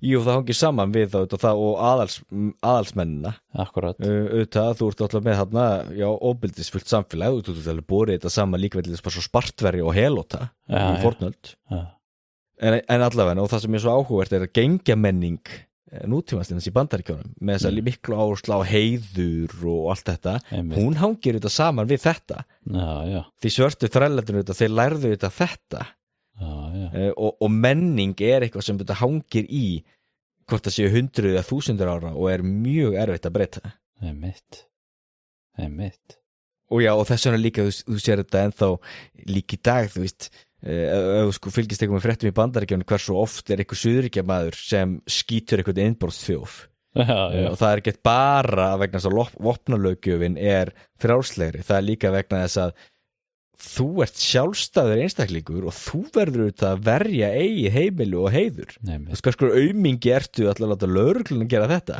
þú veist fyrir suðurríkjamanni, þú ert bara algjör rævill, það get ekki varið því og konuna þína hvers konar rævill þetta segju þetta við einhvern í sko Vermont það svo bara heimur að hafa þarna á milli af því það í Vermont þú veist, nei, hér erum við með lög og reglur við erum sammála það að lögreglan með enga rétt ofbeldi Þetta áhugavert, sástu ekki vorum daginn byssu samtökin voru með einhverja samkomið við Hvítahúsi í Bandaríkjunum og þau voru að taka myndir af þeim öllum alveg sko vopnaðir to the teeth sko já þessi gaurar sko, þeir eru alveg sko þetta svo framandi samfélag fyrst manni þetta okkur megin sko já og þetta það þetta voru framandi fyrir okkur svo bættist í þetta þannig eru fyrst og fremst sko enskir innflytjendur en síðan að koma aðra þjóðir inn í þessa súpu líka en það kemur allt mikið setna og kannski líka í öðrum fylkjum og svona já, og eða það sem svo mikilvægt að hafa líka í huga að það kemur allt mikið setna og það fólk gengur þá náttúrulega bara inn í mynstri sem byrjar að búa til af öðrum og jú, svo hefur þetta áhrif en sko ítalski innflytjandinn sem flyttir til Massachusetts hann ekkert að fara að breyta stjórnarskrá Massachusetts fylki og hafa áhrif á það af hverju Massachusetts fylki stýrt eins og því stýrt það sama með með þjóðverjan sem flyttur til Pennsylvania þannig að og líka mikið að hafa það í huga að svo seint sem 1920 ef mann rétt þá voru 60% íbúum Bandaríkjanna af Breskubergi brotnir já, ég var að skoða tölur já það var eitthvað grein sem ég var að lesa sem að vera að tala sem innflytjendur til Norður-Ameríku á 18. öld fram að byltingunni voru að segja frá því sko að þessar tölur hafa auðvitað verið mikið á reiki auðvitað hjá einum ýmsu fræðmönnum menn hafa verið að tala hvað, þú veist alveg frá kannski 300.000 upp í 600.000 jafnvel meira manns sem voru að flytja til Bandaríkjanna á árunum 1700 til 1775 já sem samt að þetta svolítið fyndið að því þetta ekki háar tölur í nútíma samhengi nei, skilur það ekki og þessi fræðimaður sem að skrifa þessa grein Aaron Fogelman hann sérst var að búa til eitthvað rosa estimate sko byggt á henni ýmsu svona eitthvað og þar hann í sinni niðurstöðu þá segir hann svona cirka 600.000 manns hafi komið á þessu tímabili já og hann skiptir sér upp í með töflu skiptir sér upp í Afríkumenn, Þjóðverjar, Írar Norður Írar, Suður Írar, Skotar, Englendingar Walesbúar og svo aðrir það eru svona höfuð hóparnir sem hann skiptir sér upp í hjá sér og þá einmitt auðvitað alveg langstærsti hópurinn eru náttúrulega þá að þú tekur saman alla frá Bretlandseyjum sko versus þá Afríkumenn og Þjóðverja en það eru samt á þessu tímabili samkvæmt þessum tölum í þessari töflu sem ég að skoða þá þetta sko sem alls 585.000 þar af eru sko 278.000 Afríkumenn 84.000 Þjóðverjar Norður Írar 66.000, Suður Írar 42.000, Skotar 35.000, Englendingar 44.000, Wales 30.000 og aðrir 5.900. Þannig að sko tekur að rekna þetta saman sko bara Bretlandseyjar sko þá erum við að tala um 222.000 manns versus 84.000 þjóðverjar og 278.000 Afríkubúar sem eru þá náttúrulega þrælar, skilurðu. Já. Og og það eru 40% af heildinni, sko. En það er samt alveg talsverður fjöldi þjóðverja hérna. Ég skil ekki, það hefur greinlega ekki verið nógu margir frakkar til að þeir hafi fengið eigin dálk í þessum útreikningum hjá honum. Nei, þeir líka fóru svo mikið annað. Þeir hafa verið annars staðar, þeir hafa verið í Louisiana og Quebec. Já, og fransknýrstefnum var líka alltaf öðru sem bresk. Já. Það var, konungurum alltaf að stýra í, þannig að það átti að vera góðir kaþólski þegnar sem átti að fara. Einmitt. Það var alltaf alveg döðadæmt að þegar góður kaþólskur þegnar, okkur ættir að vilja fara frá Frakkland, það er örgulega fínt þar. Já. Men á Bretlandi var þetta svo mikið, þú veist að flýja eitthvað. En þjóðverðandi mikið fórhaldist til Pennsylvania og þeir pössuðu mjög vel inn í einmitt kvekara samfélagið og aðlugust bara þar. Og þeir eru alveg 15% sko af öllum innflytjendum 1700 til 1775. Og tekur það lengra fram náttúrulega, það var það mikið af þjóðunum sem fluttið til Bandaríkjanna á tímabili voru Bandaríkjanna ekki langt frá því að verða þýsk og þýska yrði aðal tungumál Bandaríkjanna. Já, en er ekki rétt að sko þjóðverjar koma síðan auðvitað, nú erum við náttúrulega bara að tala um þarna mjög snemma að því að auðvitað síðan ef þú ferð inn í næstu öld, 19. öldin auðvitað, þá auðvitað eru tölunar allt öðruvísi auðvitað. Já. Og þá auðvitað koma miklu fleiri þjóðir og þeir koma líka inn í, þú veist, aðeins vestar. Já. Skilurðu. En fylgja þá mynstrinu sem er þá mitt fyrir austan, þannig þá fylgja þeirri mitt, hvað við segja, nýlendunum hérna í Nýja Englandi. Miðhlutanum. Já, Pennsylvania og Nýja England og þar, já. Nýsta hlutanum. Og eins og það er ekki tilvíðun, norðmenn fyrst og fremst og Skandinavar, þeir fara til þess að norðurfylgjana, Minnesota og Dakota og eitthvað slíkt. Já. Og eru þá einmitt, þetta er náttúrulega kannski fylgi sem ýmsuleitir eru lituð þetta af þá fylgjum sem eru frá austan og allt þá aftur að Nýja Englandi, á meðlega Kentucky og fylgin vestamegin við Virginíu eru náttúrulega mjög lituð af Virginíu. Og vestu Virginíu sem klauf sér frá á sínum tíma og West Virginia og eins þá þetta Louisiana og Alabama og allt þetta fylgir mynstrinu fyrir austan þau Karolínurnar og Georgia. Vestur Virginia, það var aldrei til var það nokkuð? Jú. Var það til? Já, klauf sér frá. Það er fylgi í það. Nei, veitu hvað er aftur hérna í textanum hérna? West Virginia? Nei, hvað segir hann aftur í ekki eins og Country Homes? Jú. West Virginia. Já, það klauf sér frá, já. Já. Og þetta er, hvað við segja, getum við sagt að sé svolítið svo grunnurinn að Bandaríkjunum og þetta sé og þessir hópar hafa þetta litað á sögu Bandaríkjanna allt í dagsins í dag þó að auðvitað blandast fólk meira og meira en til dæmis það er áhugavert að hann Fischer til dæmis fer líka í gegnum það hvaða bakgrunn forseta Bandaríkjanna hafa og þá ætlum við að spennta ná og það er ekki tilvíðunin að flestir forsetarnir koma úr einhverjum af þessum hópum. Já. Eða eru þú blanda af einhverjum af þessum hópum. Og hvaðan koma þeir flestu? Eru flestir sko af þessu New England ættbálki? Já, mjög margir. En ekki flestir því síðan þetta er náttúrulega líka saga Bandaríkjanna og valdajafnvægið að því auðvitað Suðurríkin og Nýja England voru náttúrulega mjög oft ósammála. Það er náttúrulega ástæðan fyrir okkur þetta enda í borgarastyrjöld og svo borgarastyrjöld snýrst ekki bara þrælahald. Það snýrst líka landbúnaðarstefnu gegn iðnaði og verslun og tollar og allt slíkt. Já. Og svo menningarmismunur auðvitað og ekki minnst menningarmismunur. Búin að vera að benda á hérna. Já. Einmitt.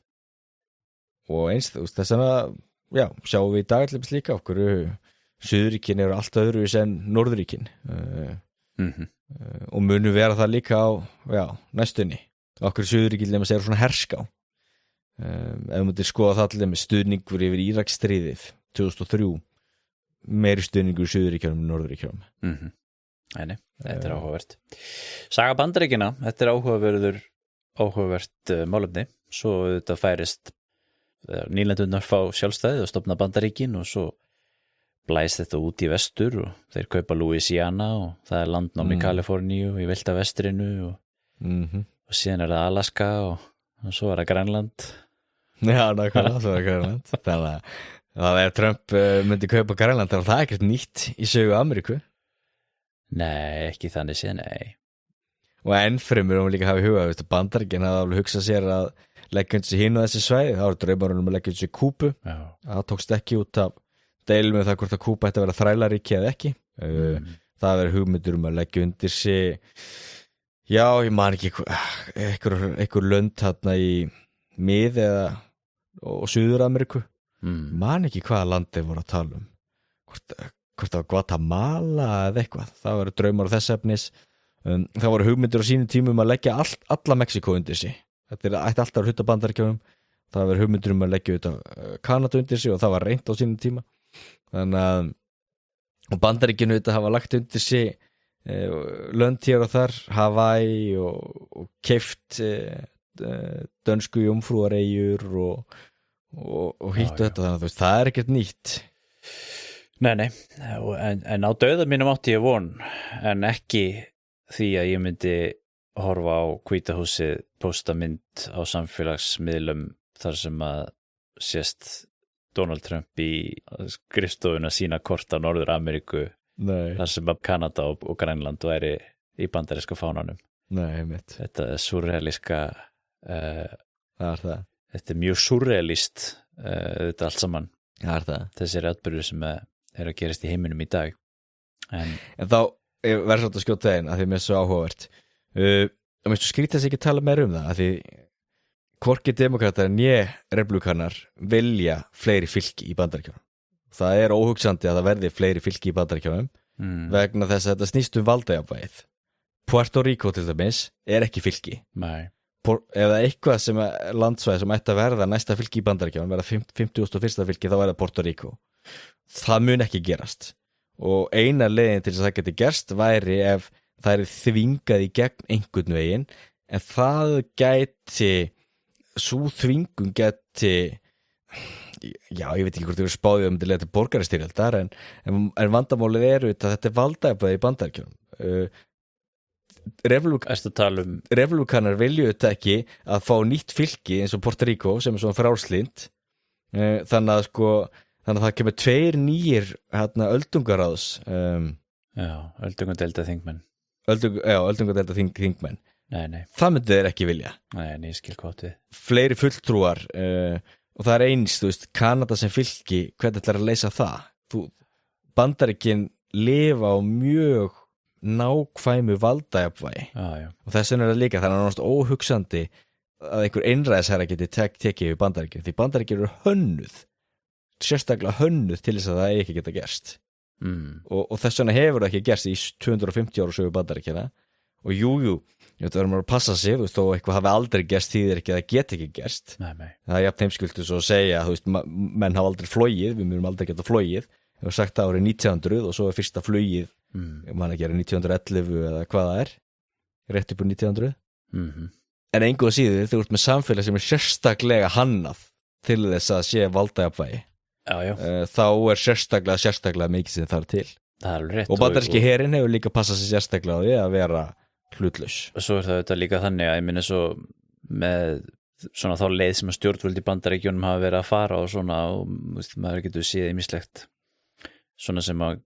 maður getur verið uggandi yfir ýmis stef sem minna mann á uppgang fasismans og svona þá einhvern veginn út af þessu sem þú ert að segja og út af þessu sjálfstæði fylkjana og þessari menningu fyrir þú veist mótstöðu gegn ríkisvaldinu og svona þá held ég að það sé líklega ef að ykkur forseti myndi reyna að koma á einræði þá væri líklega að það myndi verða að borgarastyrjöld. Já. Heldur en hann myndi komast upp með það hann myndi kannski komast upp með það eftir að hafa sigrað í ykkur borgarastyrjöld mögulega. En hann myndi öllu líkindum tapa þeirri borgarastyrjöld því bandaríska stjórnarskráin trúarbrögð í sjálfu sér. Já. Það stjórnarskráin, það bara eitt heilegasta í Bandaríkjunum og það ekki hægt að breyta henni. Stjórnarskráin eins og hún það bara þetta bæta við hana. Jú. En hérna Grænland yrði öllu líkindum ekki ríki, það yrði væntanlega territory, af því að þó ekki væri nema bara því að það eru svo ótrúlega fáir sem búa þar. Já, það er aldrei fylkinni. Og það mikilvægt að hafa það í huga, að því Bandaríkjunum náttúrulega eru með svona svæði. Guam til dæmis, það? Eyjan í Kyrrahafi. Já, nákvæmlega. Puerto Rico, gott dæmi þetta. Washington, DC til dæmis. Það endar, þú veist, sérsvæði, en það líka verið umræðinu í Bandaríkjunum, hvort að það ekki verða fylki. Og það allavega deilur það, en en það flókið. Ef það fylki, það alltaf svo vinstri sinnað, það myndi kjósa demokrata, það myndi raska valdajafnvæginu.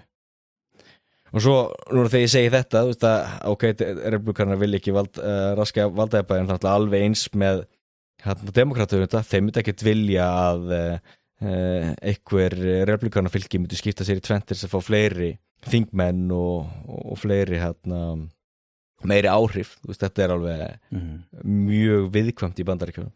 Já. Þetta valdajafnvægi. En það nú samt ekki þannig að öll fylki kjósa alltaf eins eða nokkuð. Þú veist, það ekkert alltaf. Nei, það ekki alltaf. Bara republikanar frá þessu fylki og þetta nú alveg svolítið fljótandi við tíma. Það það, en þetta samt alveg merkilega stöðugt líka og bandarískir stjórnmálafræðingar hafa lengi spáði að þetta sé að deyja út þessi skipting, en hún helst samt nokkuð vel. Já. Í öldungadeildinni þá fær hvert fylki 2 fulltrúa eða ekki? Jú. Já. Og það náttúrulega gert líka gert með vilja, þannig að stóru fylkin get ekki kúa það litlu fylkin. Nákvæmlega. Þannig að Kalifornía fær bara 2, rétt eins og Hawaii. Já. Og meðan í þinginu þar fer það eftir fólksfjölda. Já. Þetta auðvitað svona svipað, þessu Evrópusambandið auðvitað byggt svona svipað á þessari hugmynd, út með Evrópuþingi sem þjóðkjörið. Já. Og síðan ertu með Evrópuráðið þar sem að hvert ríki hefur 1 fulltrúa sko. Og þá hefur Malta 1 fulltrúa og Þýskaland 1 og svona svipað hugmyndafræði. En herðu, þetta kannski ágætis yfirferð hérna hjá okkur. Þetta var mjög áhugavert að sjá svona ef maður skoðar Bandaríkin í þessu ljósi, svona hvaðan kemur fólkið og hvaðan kemur menningin, og menningarsaga þetta mjög mikilvæg hluti af sögunni. Já. Og hjálpa til við að útskýra ýmislegt þess að þú ert búin að vera bent á. Já, mér finnst þetta mjög áhugavert. Ég búin að liggja mikið yfir og sérstaklega búin að lesa sögu Suðuríkjanna núna jólin og svona menningarsögu. Já. Allt frá ljóð og tónlist og í skáldsögur og ég veit ekki hvað. Við eigum það sameiginlegt eða ekki að við eigum meðan þá eftir að fara til Bandaríkjanna, eða ekki? Jú, við eigum það eftir. Ég bara ekki farið, ég ætlaði náttúrulega að fara í brúðkaupsferð á sínum tíma en til Suðuríkjanna, en það tókst ekki út af COVID. Já, út af Sollu. Já, út af Sollu. Þannig að það var það brúðkaupsferð til Suður-Noregs í staðinn. Suður-Noregs, já, mjög spennandi. Já, það var mjög spennandi. Hörðu, við látum þetta vera lokaðurinn hér í dag af Hlaðvarpinu Söguskoðun. Við erum komin aftur hingað eftir mjög gott og langt jólafrí. Við munum reyna að snúa aftur vonbráðar með eitthvað annað sögulegt málefni að taka fyrir hér í Hlaðvarpinu. Það ýmsar hugmyndir og við fáum auðvitað alltaf gott feedback frá hlustendum og við erum alveg með listamálefni sem að hlustendur hafa stungið upp á við okkur að við tökum fyrir, og það er auðvitað alltaf mjög velkomið að fá tillögur að málefnum frá hlustendum, og við, eins og við höfum sagt hér, þá reynum við að koma þeim í forgang. Það er bara því við erum ekki alltaf hægt að því það er af ýmsu að taka. Þannig að ef það eru hlustendur að núti sem er að bíða eftir því að við tökum fyrir málefni sem við höfum sagt alltaf að taka fyrir, þá ekki að hætta, það er á listanum. Það er á listanum. En að því sögðu þá held ég að við kveðjum hérna í dag Hlaðvarpinu Söguskoðun og snúum aftur fjallræsir í næsta þætti. Verið sæl. Verið sæl.